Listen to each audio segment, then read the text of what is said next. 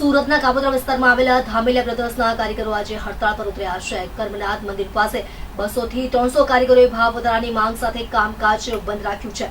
જ્યાં સુધી તેમની ભાવ વધારાની માંગ સ્વીકારવામાં નહીં આવે ત્યાં સુધી હડતાળ યથાવત રહેશે તેવી ચીમકી ઉચ્ચારી છે। કાપોદ્રાના કર્મનાથ મંદિર નજીક ધામેલિયા બ્રધર્સ નામની હીરાની કંપની આવેલી છે।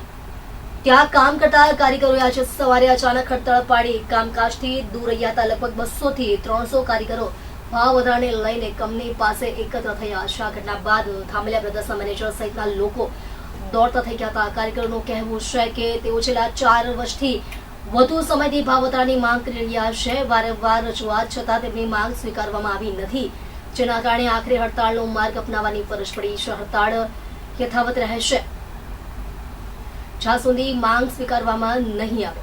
કાપોદ્રા જે સુરતના હીરા ઉદ્યોગનું હબ છે ત્યાં હડતાળની અસર જોવા મળી રહી છે। કારીગરોના એક સાથે કામ બંધ હોવાથી ઉત્પાદન પર પણ અસર થવાની શક્યતા છે। હાલ સ્થિતિ શાંતિપૂર્ણ છે। હવે ધામેલિયા બ્રધર્સ મેનેજમેન્ટ મુદ્દે શું નિર્ણય લેશે તેના પર સૌની નજર છે।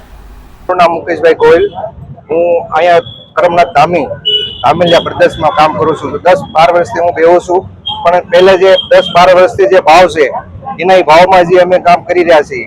કામ કરવાનું બીજું કોઈ છે હેતુ અમારો શું છે કે અમારે અત્યારે છોકરાઓનું જે ફી ભરવી, અમારું ઘર ચલાવવું એ આની ઉપર ચાલે એમ છે નહીં।